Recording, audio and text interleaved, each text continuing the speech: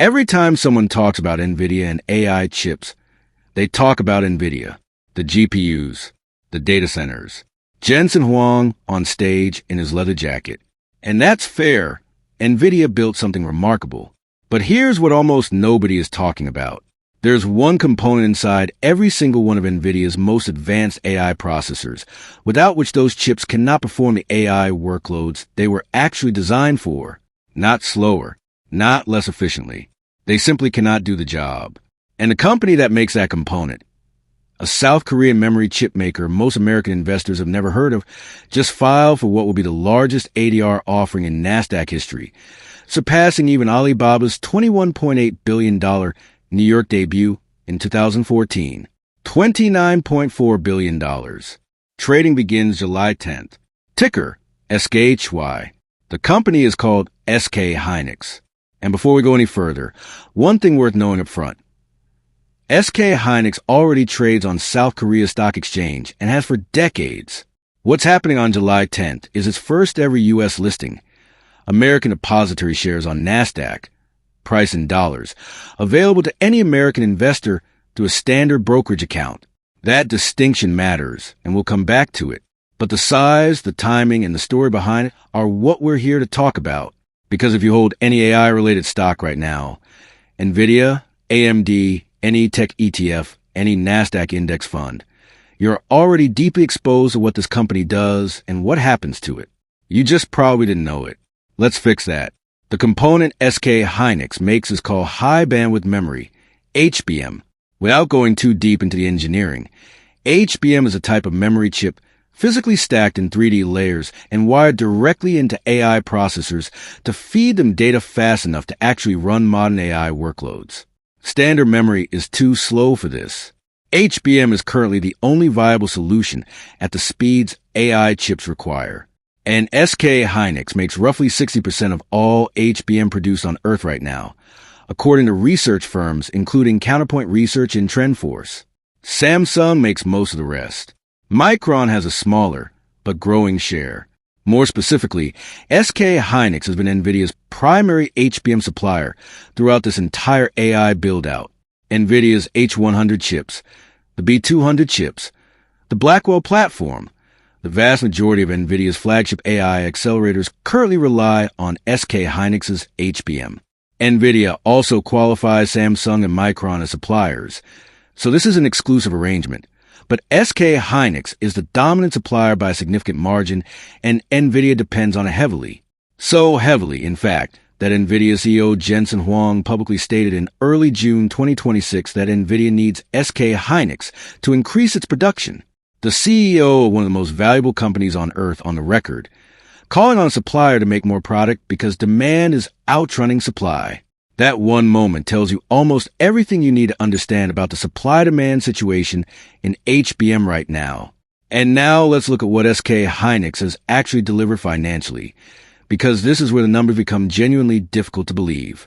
In the first quarter of 2026 alone, just 3 months, SK Hynix posted approximately $35.5 billion in revenue.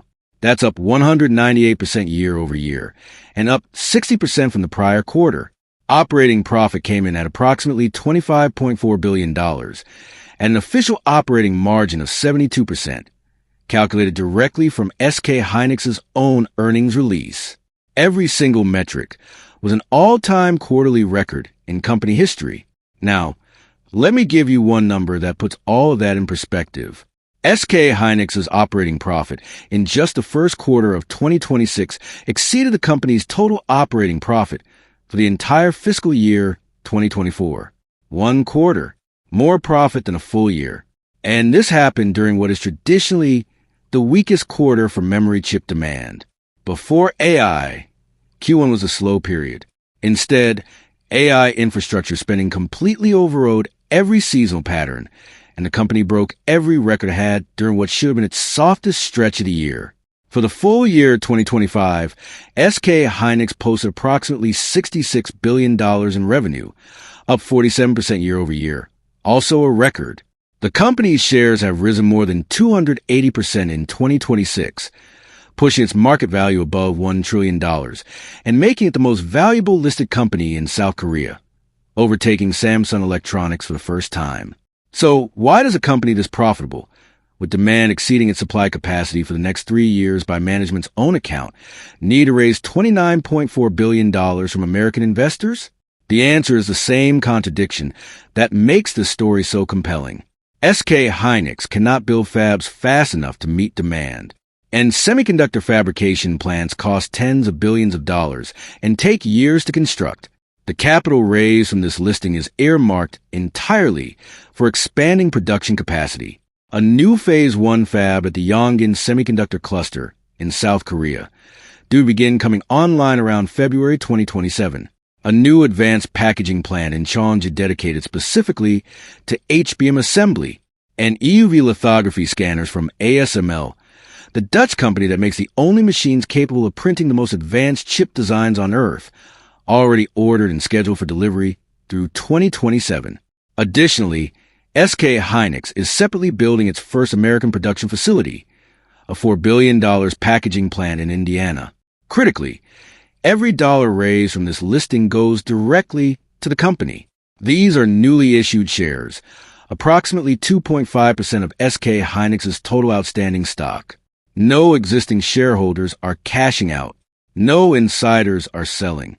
This is a company converting a record valuation into capital for production build-out because demand is outrunning every factory it currently has. Now, before this sounds like a pure bull case, there are 3 risks that belong in this conversation, and any serious analyst would name all 3. The first is customer concentration. More than half of SK Hynix's HBM demand flows through Nvidia. That's a significant dependency. If Nvidia were to meaningfully shift HBM supply towards Samsung or Micron over the next few years, either through pricing pressure or qualification of competing products, SK Hynix's revenue mix would feel that immediately. It's a risk the company itself acknowledges, and one investor should factor in. The second is cyclicality. Memory chips are one of the most cyclical industries in existence. Periods of extreme shortage and record margins are historically followed by oversupply and sharp margin compression.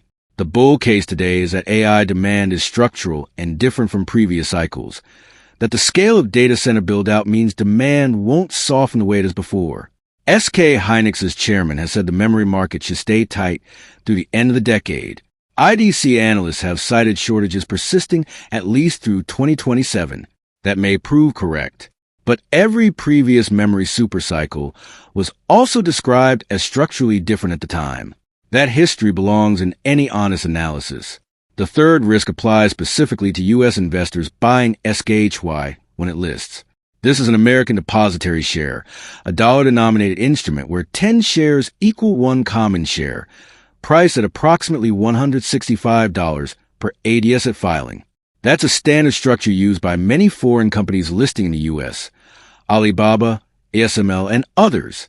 But currency movement between the U.S. dollar and Korean won can affect your returns in ways that don't apply to purely domestic U.S. stocks.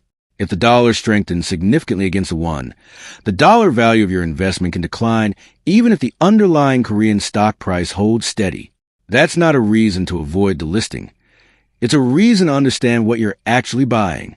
So what does all of this mean for you? If you've been following the AI trade through Nvidia and wondering whether there are other ways to gain exposure to the same theme, SK Hynix is a fundamentally different entry point into the same story. You're not buying a chip designer. You're buying a company that supplies the memory those chips depend on at a moment when that supply is the single most constrained resource in the entire AI hardware chain. The HBM shortage is not abstract. Jensen Huang said so publicly, on the record, in June 2026. Whether SKHY belongs in your portfolio is a decision for you and your financial advisor based on your own situation and risk tolerance. But understanding what SK Hynix actually does, why it matters, and what the risks are, that's the conversation that should happen before any investment decision gets made. SKHY, trading on Nasdaq starting July 10th, 2026. If this kind of breakdown is useful, subscribe.